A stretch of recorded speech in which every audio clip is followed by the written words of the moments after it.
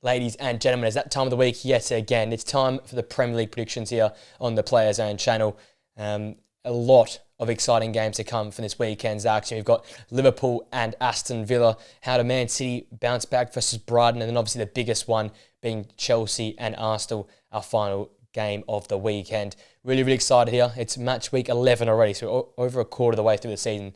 And we've had some great games so far. When we look back to last weekend's predictions, did not do well at all. We came to the week on 61 points, added 6 last weekend, so you've gone on to a total of 67 after 10 match weeks, which is a little underwhelming. I thought I'd be much better this season, being the second full season, but looking to bounce back this weekend.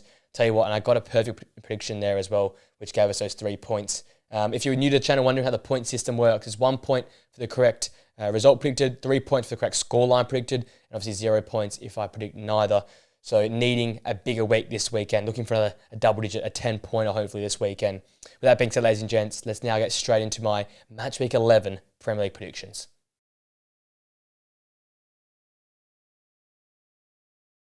Our first game of the weekend is at the Molineux. It's Wolves hosting Southampton.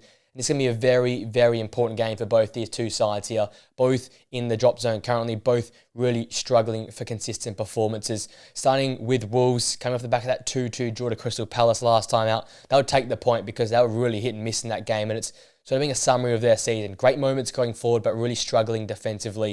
And it can be seen in some of the stats as well. Strand Larsen, 3 goals in his last 4 Premier League games.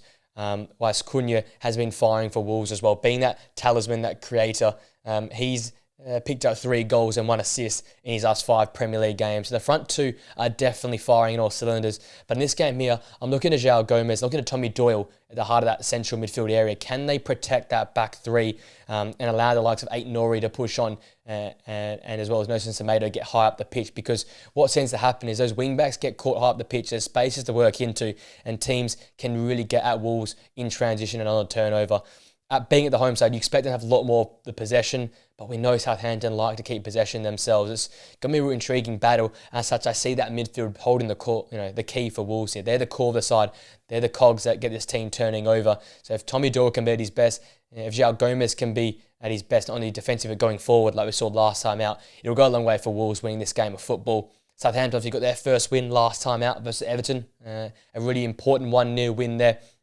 But again, I reinforce the same message yet again. You've got to be stronger defensively. They were solid enough in that game. Everton didn't really fire much of a shot, but Wolves, we know, will fire a shot going forward. They are a very dangerous side. So it's that back three there. You're looking at like Stevens, Harwood Bellis, Bednarek as the 3 central centre-backs to be really tight, really compact and force the Wolves attackers to play with width rather than go through the middle. And then I think a big roster we play about Aaron Ramsdale, who made 5 saves last time out versus Everton and is averaging the most saves in the Premier League with 4.3 a game. He's going to have to be pivotal yet again to try and keep Wolves out the back of the net. With that being said, I back in Wolves here, being the home side. They've played some great football this season. They need to get that first win of the year, and I feel like it'll come in this game here. Predicting a Wolves 2-1 win. It's going to be tight. I think both teams will be scared to lose it, but Wolves will just have enough quality to get over the line for me. Move to London for our next game as West Ham host Everton. Another big game towards the bottom of the table. West Ham absolutely outplayed, outclassed, and were really showing up in that last game versus Nottingham Forest. A 3-0 loss. Again, the pressure on Lopetegui. They have really struggled. No one at all really looking like in that game there, and no one standing up. They went to that back three with the 3 centre-backs and the 2 wing-backs. It didn't make much of a difference. They're still yet to keep a clean sheet in 9 games, West Ham. And it's not just at that end of the pitch as well. It's also at the top end of the pitch. Not having a shot on target to the 45th minute shows the problems with this side here. Obviously, Edson Alvarez will be suspended with the double yellows. So there's a lot falling on the shoulders of Carlos Soler, alongside Guido Rodriguez in midfield, and also Lucas Paqueta. What can you do as a midfield 3? How can you create excitement into this West Ham side? Because they really struggle at the moment. They try and keep the ball. They don't do much with it. When they're without the ball, they just get outplayed, outclassed, and they're not quick enough to win the tackles. The midfield, I feel like, has been the problem all season because they've had equal problems going forward and defensively. But in individual performances, some of these players at both ends of the park are doing a great job. I think it's just falling apart in that midfield there. They're crying out for someone to take a real stranglehold of the midfield and win a midfield battle one week. And if they're going to do it, this week has to be the week. Against a vulnerable Everton side, they lost their 5-game unbeaten streak, losing away to Southampton last time out. They want to bounce back. Pressure goes back onto Sean Dyche. And I think in this side here, I look to those players that can help in transition.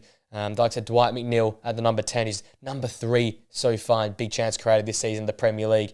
The players in the flank like Lindstrom and Ndai, those spark players, how can these guys go on the transition play, on the counter-attack and try and expose West Ham, who can get caught out in possession? I think that's going to be the battle here. How good are Everton on the counter-attack? How good are they winning the ball back with the likes of Garner Gay in that midfield, Decore, and then transitioning forward? And how good are West Ham going to be in possession? Because I think Everton are fine to play without the ball. They look better without the ball. But West Ham, do they have the capability to show up and play with possession and break down its Everton side? Everton pride themselves in defence. I think they'll really make it hard for this West Ham side here on the break, and also defending really deep. For me, it all comes down to how clinical are the Everton frontline players, and I'm going to back them in this game here. I've got an Everton 2-0 win on the road. I think West Ham right now are going to hit rock bottom. They're really struggling, and I can't see a solution at this current point in time. We remain in London as Brentford host Bournemouth. Probably for me one of the more exciting games that come from the weekend. We know there's goals galore when Brentford play at home this season, but they come off the back of a heartbreaking loss to Fulham. Leading all the way towards the end of the game, Harry Wilson double in the end, stripping Brentford of all 3 points. A different performance last time out, more of that lesser possession defensive performance, playing on the break at times, but I expect them to play a little bit more in possession, being back at home. They've had a great recent history versus Bournemouth. They haven't lost in their last 5 meetings, 3 wins and 2 draws in that time there. And the key for Brentford in this game here is how can they play through that Bournemouth press that works so well versus Arsenal, so well versus Villa, and also so well last time out versus Manchester City. That midfield, Janelt in there, his hard work alongside Norgard, they're going to be pivotal to play through that press and deal with the midfield battle that's going to be so massive in this game here. And for me, the biggest players have got to be the wing-backs, Roerslev and Van den Berg. How can they deal with the likes of Tavernier and Semenyo on the flanks that are so important to the Bournemouth system? That's going to be a great matchup on those wide areas there. If those players win their battles, it'll go a long way for Brentford winning this game of football, but it's going to be a real uphill task against some of the best and most underrated wingers in the Premier League. Looking at Bournemouth, they are flying, obviously in the back of that 2-1 win versus Manchester City. 10 points in their last 5 games in the Premier League, sitting 4th in that time period. As most weeks, obviously it comes down to those wide players, Semenyo, Tavernier, Clivert in behind Evan Nilsson, who seems to find his shooting boots in recent weeks, which is a great sign for Bournemouth fans to see. And there's a lot of confidence in this side right now. Their pressing style, their pace in the final third, it's going to match up really, really well here against a really dangerous Brentford side themselves going forward. So it's going to be a real back and forth type affair. And I think if the defenders, Senesi and Zabani, are in that same type of form and confidence which they played with across the last 3 weekends, I can only see Bournemouth winning this game, because we know how good Mbeumo and Visser are. But if those two can shut down Haaland, they can shut down Ollie Watkins and Morgan Rogers, and the Arsenal attackers, they can easily do this against Mbeumo and Visser. So those two are so pivotal to seeing how this game goes. Obviously that midfield battle, Janelt and Norgard versus Cook and Christie, is going to feed families in many regards. It's going to be a real tight, combative midfield battle. I think whoever wins that battle there will allow the game to be played on their terms, whether the possession, fast-paced movement from the Bournemouth point of view, or the controlling, slower pace, which Brentford want to play with. It's going to be a very, very interesting back-and-forth game. We know there's goals when Brentford play football this season, but I'm backing Bournemouth to get over the line here. Going with the Cherries, 2-1 win on the road. They continue their great form, and they continue to rise up into the top half. We have another all-London affair on our hands. Crystal Palace and Fulham face off in our next game here. Fulham obviously over the moon after Wilson's heroics in that game, beating Brentford 2-1. A very stereotypical Fulham-type performance, but they've lost 2 in a row. They'll go and win a game. Now they're going to run a few games, winning games of football. But all in all, a really impressive game for them. Dominated the possession, dominated the big chances created, and dominated the shots on goal as well. A front-footed type performance, which I'll probably try and replicate yet again here on the road versus Crystal Palace. Looking at Palace themselves, they come off the back of that 2-2 draw versus Wolves. Really inconsistent at the moment going forward. They've only managed 5 goals in their last 5 Premier League games. They've gone and beat Spurs, then draw the Wolves on the road. Really hard to read this side. But I look at this team though, I think it's essential. It's the spine of the team that's going to be important for me. how involved is Jean-Philippe Mateta? How can Will Hughes go about winning that midfield battle? And how involved is Gay at the back, making challenges, winning the ball back, springing the attack forward in transition? Those are the key players for me for Crystal Palace. If they're all at their best, those three players in the spine of the side, you can see Crystal Palace will make a fist this game, especially being at home with the crowd behind them. Because Fulham last time out, the midfield was fantastic. Pereira, Sander Berge, Emile Smith-Rowe doing what they do best. And then for me, whether it be Nelson, Adama, and then Iwobi on the other side, that pace and that creation in the wide areas could cause a lot of havoc for this Crystal Palace side that can be a little bit vulnerable defensively in those wide areas. So if those sort of players in the wide areas for Fulham are at their best, I can see them really getting the better of this Palace side. Whereas for Palace, try and control the spine of the game, the centre of the park. If you control that area, it'll go a long way for you winning this game of football. It's hard to predict this one. Crystal Palace, look at this slowly stop finding their feet, but a few steps backwards there, drawing into Wolves on the road.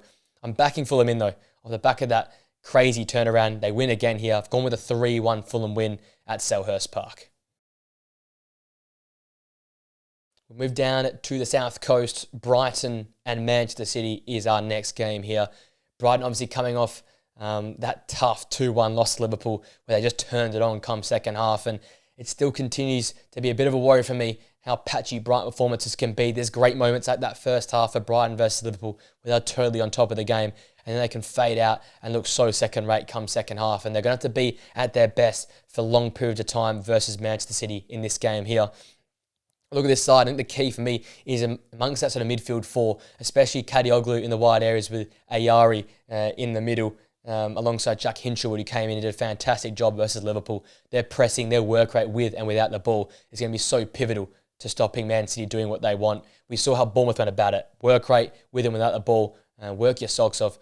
Press City hard at the pitch. Don't give them space to breathe, and you can go about winning a game of football. So it's so important that Brighton midfield work as a unit, work hard, and do equal hard work defensively as they would do going forward as well. I think also a key for them is the clinical nature of Ruter and Danny Welbeck up top. You can't be wasteful. There was a few chances that Brighton missed in the first half versus Liverpool where they could extend the lead to maybe 2 or 3 goals. And against Man City, you cannot miss chances. Bournemouth took their chances. They went on and won the game there. So it's very important that Brighton get the goals and get the goals early and be clinical when they get their chances as well. They've scored 9 goals in the last 5 games, so you know they can find the back of the net. It's about how often they can do it in this game here versus Man City, who want to bounce back. 2-1 loss last time at the Premier League to Bournemouth.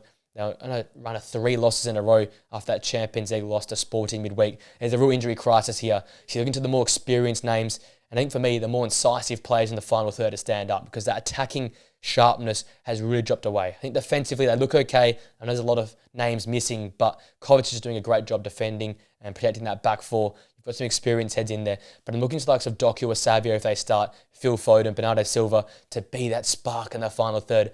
Play that, pass that breaks apart the Brighton line. They will play hard at the pitch. They will send numbers forward. There's going to be opportunities to get in behind and passes and passing lanes that can spread apart this Brighton back line. So I'm looking for those type of players at Man City to stand up. And then obviously the game changer can just be Erling Haaland. If he's on song, City easily win this game. But if he's continuing this sort of hit and miss form and it's looking like he's a bit injured in the recent weeks, it could be a real tough game for City. They've struggled there in the past, but I'm backing them in. They need to bounce back. Pep sides don't lose 4 games in a row, so I think they get back in the winner's circle here. Going with a 3-1 win on the road, an important win for Manchester City to keep the pressure on Liverpool.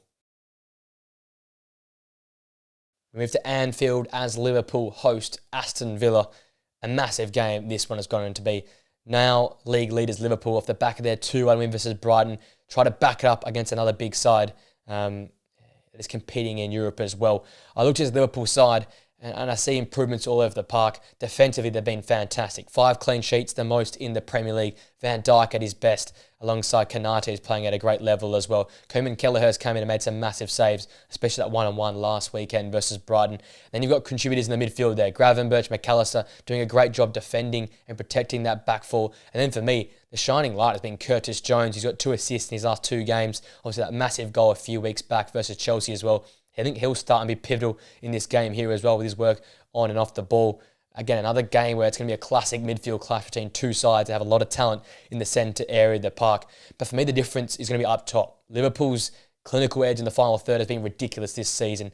4-0 versus Leverkusen in the Champions League midweek goes to show that. I think Gakpo's in some fantastic form at the moment. 3 goals in his last 3 games. Diaz has 9 goals and 2 assists in all competitions. And then obviously know how good Mo Salah is as he moved up in the top scorers chart in the Premier League last time out when they win versus Brighton. These frontline players score when they get a half chance. And I think that's going to be the difference in this game here. Liverpool's front 3 really are clinical. They're in great form and they're scoring goals for fun at the moment. And they're just going to get at this Aston Villa backline for me. Look at Villa, a real disappointing 4-1 loss to Spurs off the back of a 1-1 draw to Bournemouth, and they've got a midweek game to come here. We know they've struggled off the back of midweek Champions League game, so it's a bit of an uphill task here. It's going to be a real test of the mentality and the heart of this Aston Villa side. I mean, I think of those two things. I think of John McGinn. It's quite funny to say, but I think he will hold the key in this game for me. How will he insert intensity and effort into that midfield there, playing out as that sort of wider right-sided midfielder in this Aston Villa side. Morgan Rogers looks like he's carrying a knock. Wouldn't be surprised if Jaden Philogene gets to go from the start here. They just need more creation in the final third. They have got 8 goals in the last 5 games, so it's not really poor numbers going forward, but it feels like their goals are lacking in their game. Chance created for the likes of Morgan Rogers and also Ollie Watkins in the final third. Looks like it's falling off, and their second half capitulation versus Spurs is a really dangerous sign for this side here that looks like they can really fall apart in games. They're going to have to stay with it from minute 1 to minute 90 to get anything out of this game versus Liverpool, and as such, I can't see them getting at this really great Liverpool defence. Got a Liverpool 3-0 dominant win here. They make a statement to the Premier League that they're here to stay at the top of the Premier League for me. We move to Old Trafford. Manchester United and Leicester is our next game here. And a real tough one to predict. At Old Trafford here, United come off the back of that 1-1 disappointing draw to Chelsea, where realistically both teams played really poorly. So you can't look much into that game there. But looking into this game, you're needing more consistent performances. And for United, it has to fix up at both ends of the pitch. Yet to keep a clean sheet in the last 5 games. Only managing 4 goals in the last 5 Premier League games. There's problems all over the park. But I think for me, a simple fix is finding the back of the net. You need a more clinical edge from the likes of Marcus Rashford, from the likes of Rasmus Højlund, and especially Alejandro Garnacho, who struggled in recent games, and the criticism that's fallen onto him. I'm looking for them to stand up here, show a real bounce-back type performance, and get on the score sheet early. For me as well, an important player also is Noussair Mezraoui, who's got a lot of deserved applause midweek for his performances so far this season. Probably United's best player. And he's going to be pivotal, not only defensively, but driving United forward from that fullback position as well. He's going to be so vital for the way this team attacks in this game here. Against a Leicester side that will likely sit in a low block, but we know they can play with a bit of possession as well. They come off the back of that late equaliser to get that 1-1 draw on the road to Ipswich. Disappointing performance, not a real complete performance in Leicester. But I expect them to bounce back here and put together a really solid performance on the road versus Manchester United. For me, the danger comes in the supporting cast, in the wide areas. Fatawu for me in the flanks alongside Mavididi. They could be pivotal on the counter-attack. Getting at United, who often play with a higher line at home, and the lack of pace in that back line could be shown if Fatawu and Mavididi get in behind and stretch this United defence. For me as well, Winks and Ndidi in that midfield, if they can outwork, outrun, and out-pressure the likes of Casemiro and Ugarte in that United midfield, like we've seen teams come and do in the past. Think of Cook and Christie last season, that really outworked, outpressed United, and Bournemouth got a famous win. It can be a very similar blueprint for Leicester here. Come with an intensity, come with an energy to work hard without the ball, sit in deep when you have to absorb some pressure, but then when you have it, utilise the pace, utilise the flanks, and be incisive and clinical in the final third, and you can get all 3 points. This United team is very, very bad. It's very vulnerable, but I'm backing them in just. Got a United 2-1 win here for me. It's going to be a real tight game and a tough one to predict. Nottingham Forest and Newcastle United are our next game here. Forest are flying off the back of that 3-0 win versus West Ham, sitting really high in 3rd place in the Premier League, and you can't go without saying how great this team is defensively. Ola Aina with a fantastic goal, but he's been great defensively alongside Milenkovic and Murillo and Alex Moreno at that back four there. They have been fantastic this season. They're going to have their work cut out for them with Anthony Gordon and Alexander Isak there, but if this back four is in the form that's currently in and it continues to play that way, it'll go a long way for Nottingham Forest winning this game of football. Equally so, I think that midfield, Dominguez and Ryan Yates have run the show in basically every single game this season, and their intensity and work rate off the ball has been pivotal, and yet again will have to be important against a really energetic Newcastle midfield themselves there. I feel like for me, the first goal's going to be pivotal in this game here. Both sides have the ability to be really compact and really defensive and deny the opposition chances. So it's really important, especially being the home side, that Nottingham Forest gets that fast start and try and find the back of the net early for me. Looking at Newcastle, come off the back of a fantastic 1-0 win versus Arsenal. Attacking-wise, it wasn't fantastic, but that one chance, that one movement, a great ball from Gordon, a great header from Isak, is what Newcastle fans have been waiting for. A nice, crispy, clean movement, seeing their two most important players linking up for a goal. They've been crying that for ages. But for me, the most, exciting thing to see was their defence, their back four holding it down and being super compact, denying chances and keeping Arsenal penned in at times and keep them away from the box there. They protected the box and protected the central areas really, really well. And a big shout out has to go to Lewis Hall and Tino Livramento at the fullback positions. They were fantastic last time out, and they'll have to be equally as good this week with Hudson-Odoi's pace alongside Anthony Elanga's trickery as well. They're one of the most dangerous wing combinations in the Premier League due to how they can get at teams in transition and on the counter-attack. So Livramento and Hall have to be wary. They can't switch off like they have done in the past. They have to be switched on like they were versus Arsenal to prevent creation from those wide areas there. For me, Newcastle, their chance in this game comes down to how clinical those two up top are. Gordon and Isak, if they can have the same blueprint, imprint, and thumping on this game here like we saw versus Arsenal, Newcastle can grab all 3 points. But they've been inconsistent this season. They've lacked involvement. They've faded in and out of games. And as such, they haven't picked up the points they probably deserve. So it really comes down to how clinical and how involved can Gordon and Isak be, and how solid is that Nottingham Forest defence and counter-attacking system going to be. With that being said, I think both teams are really confident coming to this game. I think they'll cancel each other out. I've gone with a score draw, 2-2 for me. A real entertaining game, probably one of the best to come from the weekend's action. Our next game sees us travel to the Tottenham Hotspur Stadium. Tottenham are hosting Ipswich. And I can only see this game going one way. Tottenham are a fantastic team at home, unbeaten in the last 6 games at home. And they showed that last time out. The 4-1 win over Aston Villa was just great. Superior performance, dominated the game, and a fantastic second half to blow Villa out the ballpark. If anything, they're looking a little bit vulnerable from set pieces, but the confidence is back there and there's a great bounce-back performance off the back of that 1-0 loss to Crystal Palace. All I want to see is them put together a few sets of results here. I think the key player has to be, once again, Dejan Kulusevski. Whenever he's on the ball, whenever he's pulling the strings, things just happen for this Tottenham side. And you saw that last weekend. It was central to everything that happened for Tottenham. And equally important, Dom Solanke as well. Getting more touches inside of the box, getting more involved in the final third. And as such, he finds the back of the net twice in that game there. So if those two players are heavily involved, they get a lot of touches of the football. I think only good things will happen for Tottenham in this game here against a really vulnerable Ipswich side that plays in good football in patches versus Leicester, but in the end only got a 1-1 draw. Leif Davis' spectacular strike was counted out late in that game there. And for me, that just showed me they're going to go down. They haven't got enough quality this season to match it with the top teams. And with Tottenham's attacking intensity, I can't see this back four of Ipswich holding up from 90 minutes and keeping them out for that period of time.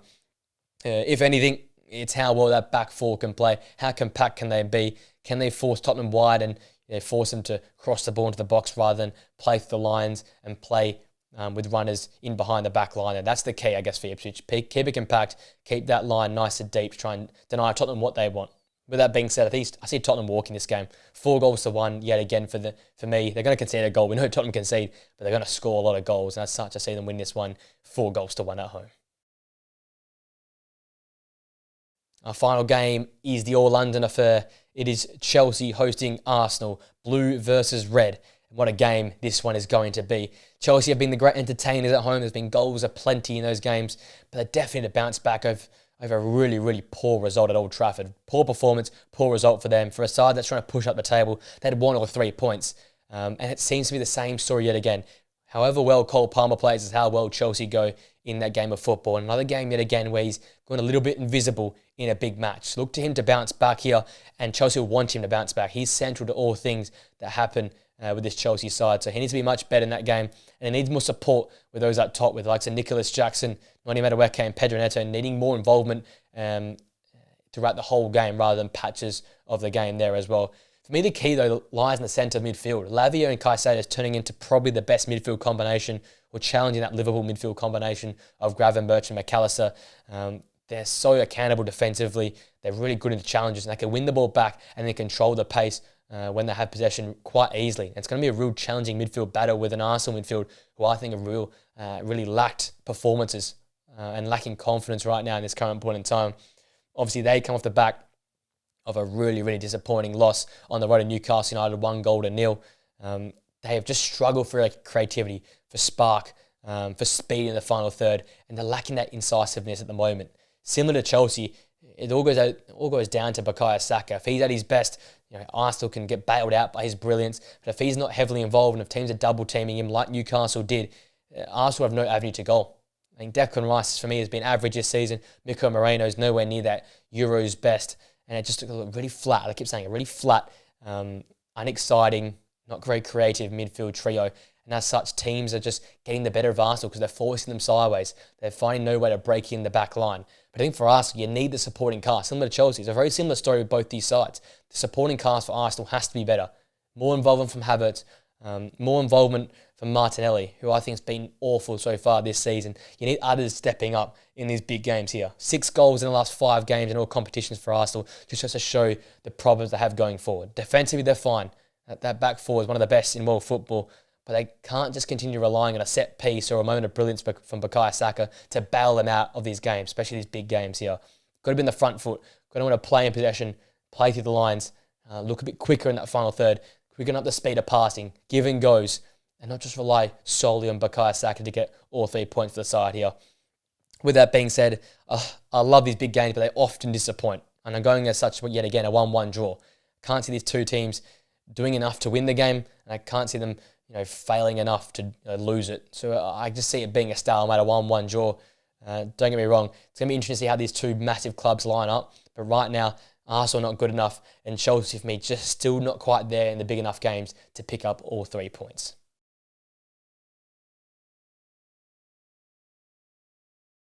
With that being said, ladies and gents, that brings my prediction video for match week 11 to an end. Let me know your thoughts in the comment section down below. Who's some of the big players to come from the weekend? What's your predictions for all these games? And what are your thoughts on my predictions? Leave that all in the comment section down below. If you enjoyed the video or you're new to the channel, please like it, subscribe to the Players Zone channel, and press that post notification bell on so you know when we upload here on the channel, whether it be podcasts, videos, reaction videos, it's all going to live here on the Players Zone channel. I hope you have a great day, guys. Enjoy the coming weekend's football action, and I'll see you guys on the video very, very soon. Till next time, guys. See you later.